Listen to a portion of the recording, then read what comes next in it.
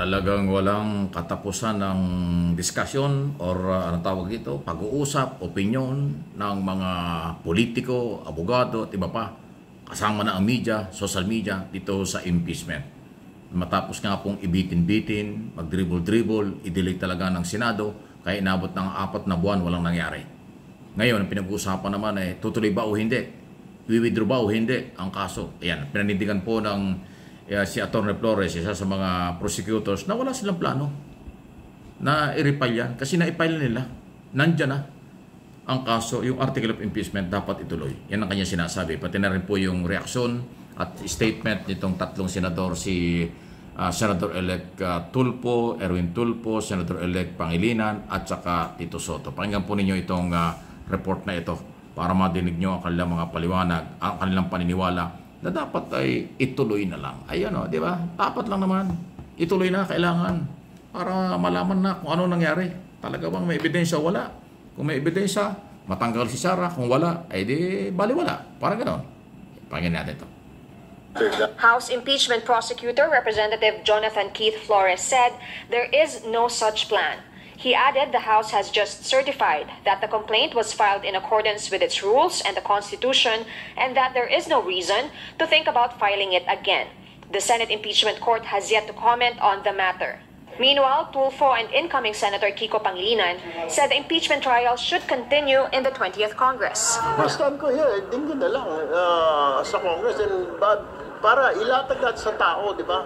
Para mawala din yung agam-agam. I believe even the camp of the PP wants na, sige, we're ready. Yes, para yung side niya. We're not hiding anything. Continuing body ang Senate, therefore, the 20th Congress has jurisdiction at ang tungkulin natin is to try and decide the case. Former Senate President and incoming Senator Tito Soto again questioned the return of the articles of impeachment to the House. Ang isang judge, hindi pwedeng mag-motion sa sarili niya. The motions should come from the defense panel or the prosecution panel. Kung meron kayong gustong gawin, ilagay nyo sa impeachment rules. Meanwhile, the House Prosecution Panel spokesperson slammed his counterpart, Senate Impeachment Court spokesperson Attorney Reginald Tongol, after the latter statement that they expect the Vice President to file a motion to dismiss. Why is he hinting? Why is he telegraphing? It is so inappropriate. And question, he is the spokesperson of the Senate, so we can assume he is speaking the minds of the Senate. ABS-CBN is still waiting for... So thank you sa ABS-CBN, sa mga nagbalita niyan. Nagpapatunay lang ho na magkakaiba yung mga statement talaga. Ako, nagulat din ako doon kay Attorney Reggie Tungol. Spokesman siya ng impeachment court. Pero parang ang dating parang spokesman siya ng defense counsel.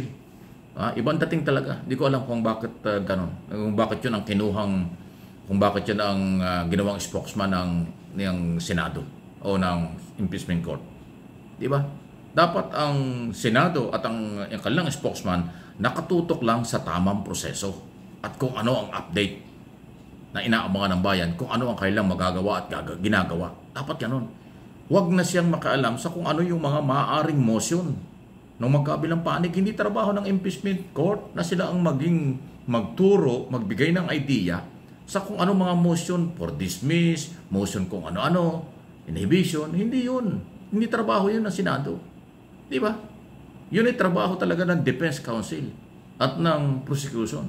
Mag-file ng pag-inhibit sa mga judge, mag-file ng dismissal, mag-file na motion kung may kaugnayan sa to proceed the trial. Ganun dapat Kaya tama si Atty. Bukol na, bakit ang iba ang sinasabi?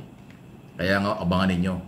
Itong lumalabas ngayon ng mga spokesman, ng mga abogado, malalaman natin ang mayroong alam, may kakayanan, at kung ano ang kanilang pagkatao. At kung saan talaga sila. Meron pong division of labor para sa mga abogado rin Pag ikaw ay prosecutor, doon ka tumutok sa trabaho mo bilang prosecutor, taga-usig. Kung ikaw ay abogado ng depensa, doon ka tumutok sa pagiging abogado o ng akusado. Kung ikaw naman ni judge, tumutok ka lang sa trabaho mo. Gano'n din dapat yung mga spokesman. Yun ang sinasabi na Atty. Bukoy. Tama yun. Siya ay spokesman ng prosecutor. Kanya sinasabi lang kung ano ang gagawin at ano dapat gawin ng prosecutors under the law. Pero yung abogado ng korte na parang siya pa nagbibigay ng idea kung anong gagawin ng mga abogado, abay hindi trabaho na yun. Sumobra yata yung publicity. Sumobra yata yung pagharap at pagsalita sa harap ng media. So ako naman, hindi naman tayo nagmamagaling, nag-observe lang ako, nagbibigay tayo ng opinion. Ang concern ko, yung huwag maligaw ang kaisipan ng mga viewers at ng mga supporters natin at followers sa ating mga channel. Mike Abe Opinions at MA Pinoy TV.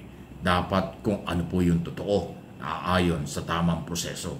Hindi yung maglalamangan, magkukulangan, or gigimik lang for publicity only. Huwag na inyong gamitin for publicity itong trial na ito dahil napakasensitibo ng issue. Una. Pangalawa, sa pinakamataas na opisyal ang nakasalang at isasalang sa impeachment trial because may kaugnayan sa betrayal of public trust, kawalan ng tiwala, nawawalan tiwala, paggamit ng pera at paghawak ng pangalawang mataas na posisyon. At ang impeachment ay nasa saligang batas constitutional duty ng Kongreso at Senado.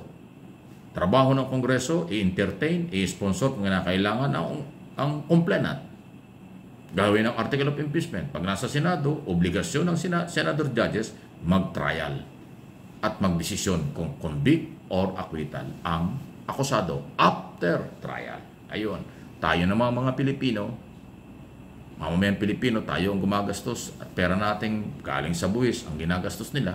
Dapat tayo lagi nagpapaalaala na yung batas ang mga ibabaw, hindi ang kapangyarihan ng iilan or dadaanin sa tapang, dadaanin sa saywa, dadaanin sa palakasan, ay hindi pwede yun. Hindi ho pwede yun. So kung ano yung sinasabi ng saligang batas na dapat nating sundin, kung ayaw nyo sundin, di baguhin. Magkaroon ng charter change. Baguhin ang saligang batas kung ayaw nyo sundin. Pero hindi maganda na yung mga nanumpa sa ilalim ng saligang batas, sila yung hindi sumusunod dahil merong personal and political interest. Yun ang nakakalungkot. Nakakaya sa mga Pilipino na walang ibang interes kung hindi katotohanan, katarungan at kaliwanagan. Nililinlang ng mga mapanggamit, nagpapagamit na uri sa mga kakampi sa politika, may utang na loob at kung ano man ang mga dahilan. Kaya-hiya kayo, di ba? Ayan naman ang ating papel dito. Bubukuhin, sasabihin natin sa ating sariling opinion at paniniwala kung sino ang tama at mali. Ipapaliwanag natin kung ano naman ang ating karapatan, lalo na kayo, ang mga viewers, followers ng aking mga channel. So, please like, share, subscribe kung hindi pa, follow kung kinakailangan po, kung hindi pa, di ba? Yun lang po yun. Magtulungan tayo.